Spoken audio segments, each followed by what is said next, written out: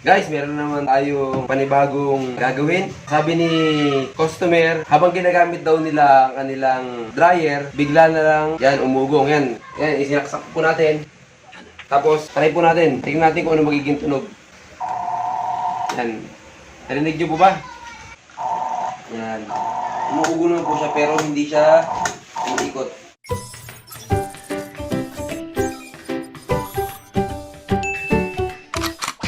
Tatanggalin po natin ng mga screw. Yan. Unahin po natin yung mga screw sa gilid.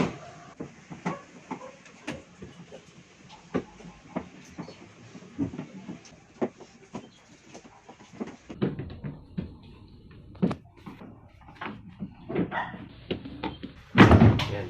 Tapos, ito. Tatanggalin po natin ito. Pag tanggal po niyan, ito tatanggalin nyo po ito. Yan. Ito muna tanggalin nyo bago nyo tanggalin to. Yan. Tatandaan nyo rin kung saan nyo siya kinabit. Kasi para dito po siya. Ito. Ganun din. Yan. Tapos, tatanggalin po natin yung belt. Yan. Tatanggalin po natin yung belt. Ito po yun. Yan. Tatanggalin natin. Tapos, ito. May screw po dito yan. Isa dryer. Ito.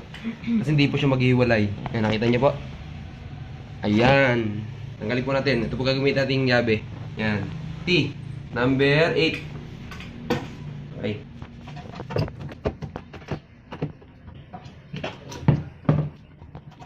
Yan. Yan.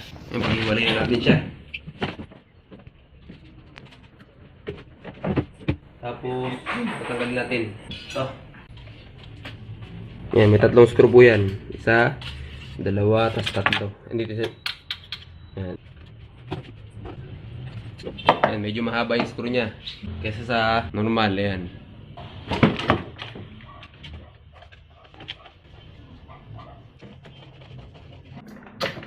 Yan.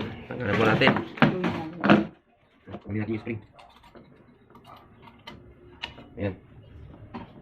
Ngayon, tatanggalin natin yung wire niya.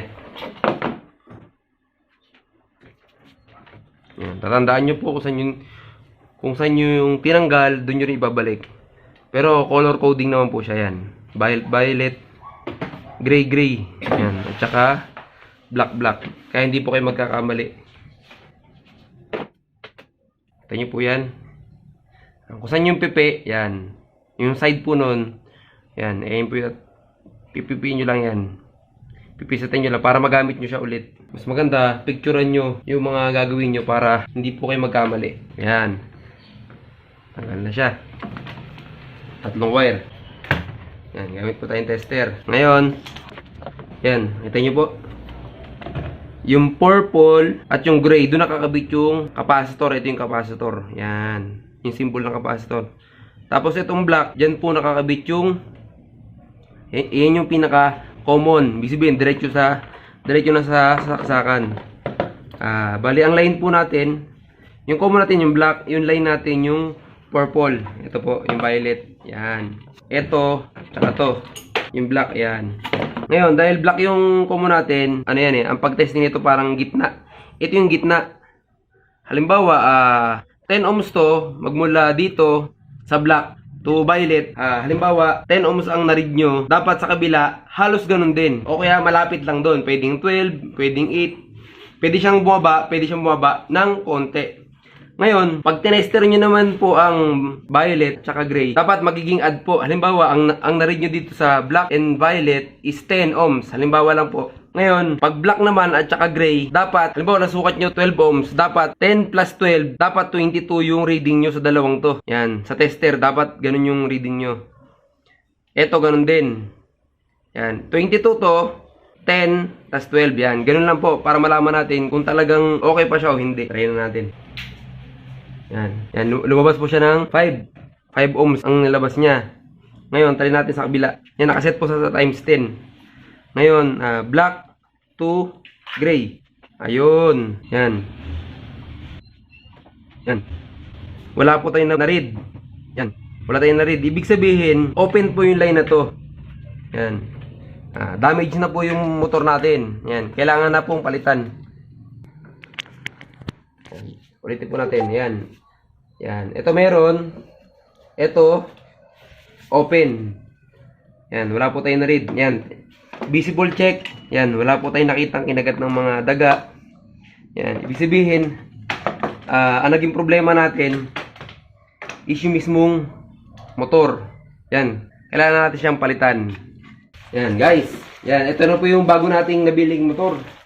Yan. Yan, AX po yung brand. Ngayon, sabi sa akin ni dealer, kapag red daw, copper siya. Copper mismo yung nasa loob. Tignan po natin. Ayan, makikita nyo po yung nasa loob. Ano siya, medyo pino yung mga rewind niya. Ito, ayan, medyo matataba. May posibilidad na aluminum. Ang sabi ni dealer ng part, kapag daw red ang sulat, copper. Kapag naman black, aluminum daw. Ngayon, testing na naman natin yan yung si bago. Yan guys, tignan natin. Ngayon, lagi tayo magbe-base sa motor. Wag po tayo manghuhula. Yan. Yan, titignan po natin yung common niya. Yan, blue. Blue po siya, yan, blue. Yan, blue. Ito naman yung isa, black. Ito yan. Bali susundin natin, itong black na to, ito na siya, magiging blue. Yung gray naman, magiging green. Yan. Tapos yung purple na violet, magiging gray naman siya. Yan. Bali, ang line at common natin, gray at blue. Ngayon, ang capacitor natin, nakakabit siya sa green at gray. Ngayon, testingin naman natin siya. Bali, ito yung ating common, yung blue. Yan. Testingin natin si gray. Yan. Bali, ang na-read po natin, nasa halos, ano siya, halos nasa 7 ohm siya. Ayan. Tapos, blue at green naman. Ayun. Halos nasa 12 siya. Ayan, lagpas siya ng 10. 12 at 7. Bali, 12 plus 7 equals 19. Ayan. Dapat lalabas siya dito 19. Sa green at gray. Try po natin. Ayan. Kita nyo po? Ayan, ulitin po natin. Bali, ito po yung nasa gitna. Yung common. Ito yung common natin.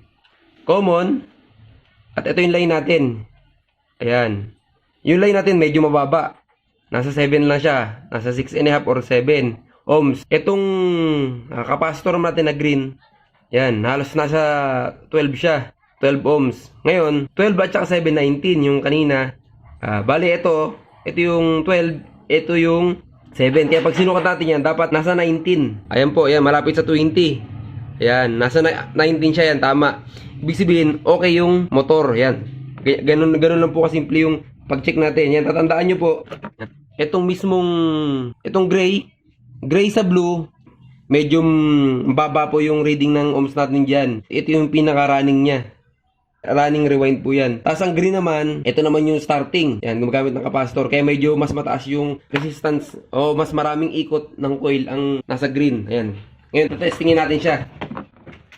Sabi kanina, sa black, yun. At blue. Ayan. Tapos, gray. Ano yung gray? Yan, yung violet. Yan, yung violet. Yan. Lalagay natin siya sa gray. Yan. Tapos yung green sa gray. Ayan. Green sa gray. Okay, sarado na natin siya. Yan. Pag sarado po natin yan, ipitil na po natin ng side cutter. Yan. Side cutter or plies. Tingnan natin kung may buo siya. Yan. Balik natin siya ulit. Yan, recycle. Mahirap kasi pag puro tape ang gagamitin natin. Naglalagkit, tsaka pwedeng mag-store yung tubig. Yan, okay. Ngayon, tatry muna natin siya kung aandar siya. I-on muna natin. Yan. Tapos, try natin i-plug. Yan, hawakan natin ng side cutter or plies for safety. Para sa, halimbawa kung sakali may ground siya. Yan. Kita niyo po. Yan, umaandar po siya ng maayos.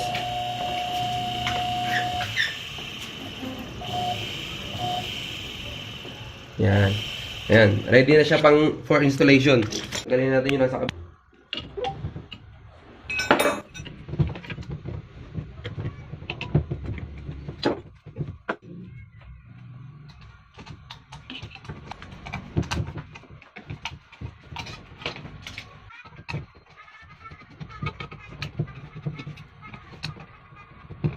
Yan. Kakabit natin.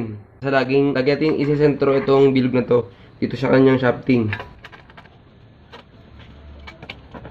Yan, okay na.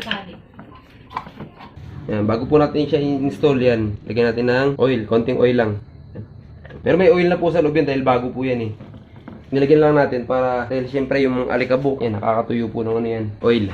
Ang pagkabit naman ito, titignan natin to yan, yung side na to, yan, sa loob meron din po yan. Ayun, nakatapat sa screw na to. Yan. Ang pagkabit yan, ganyan lang, sasagarin nyo lang, okay na yun. Ano po kasimple, tas higpitan nyo na. Yan. Yung paghigpit na to kailangan alalay lang kasi kailangan tansyado nyo. Kasi pag nasobrang sa higpit, posibleng mabasag dahil aluminum lang po siya. So, gamit tayo ng 10 mm. Yan, para higpitan tong lock niya. Yan, okay na. Ngayon, gamit na natin siya. So, dito.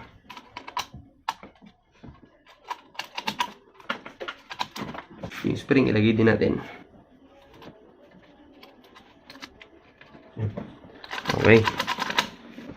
Ngayon, gabit natin siya. Ito yung screw niya. Ito lang po natin. Ang pag-install nito, yan. Kailangan ito, yan. Itong side na to, laging pa ganyan siya. Para hindi mapalipit. Hindi siya pwedeng ganyan. Sobrang ganyan. Kailan, nasa pinaka magandang bend lang siya para hindi siya naiipit. Isa rin yung sa nagiging cause ng paghinto ng motor. Yan. Tapos ito, lagyan natin ng konting oil. Kasi natutuyo po yan. Yan, gupit na po natin. Yan, ito po yan.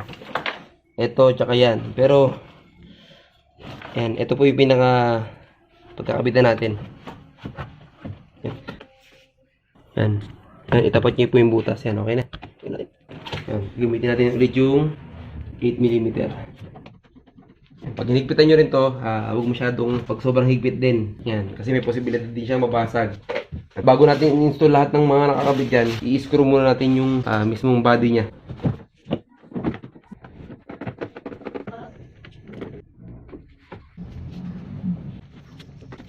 Okay na muna. Okay, kabit na natin lahat ng screw. Kabit na natin yung belt.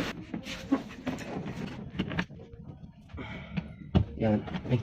Yan, check na rin natin. Yan, Miss hindi sobrang, ang pag-check ng belt, yan, hindi sobrang sikip, hindi sobrang luwag, yan. Hindi siya, kailangan medyo straight lang siya. Hindi siya pwedeng sobrang lawlaw. Yan. Yan, ito po yung kanina natin. Lalagay siya sa 2. Tapos, siya na siya ilalagay. Okay. Check natin. Yan. Okay po. Yan, luwag. Tapos, itong pinaka-adjustan natin. Drain. Yan, check natin. Yan, okay na po. Pag naka-normal siya, yan, kailangan huwag masyadong batak na batak kasi para hindi tumapon yung tubig. Yan, sakto lang dapat siya. Yan. So guys, yung wiring natin dapat malinis din. Hindi pwede siyang ganito.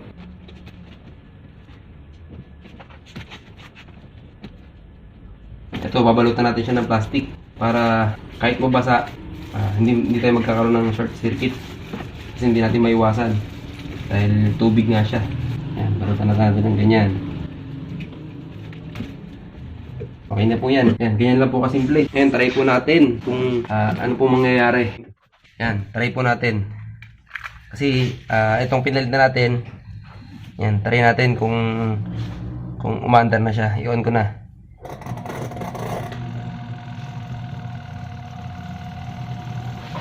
Yan. Okay.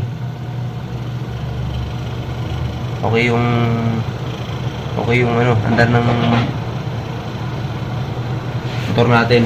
Yan, try natin iangat, tingnan natin kung mamatay siya. Ayan. Okay. Ay siya, okay. Maganda siya, maganda ang kanyang andar. Try na rin natin yung washing. Kasi okay naman to. Testing lang natin para paggamit ni customer, walang problema. Ayan. Ayan, okay na po. Ayan. Ayan guys. Ayan.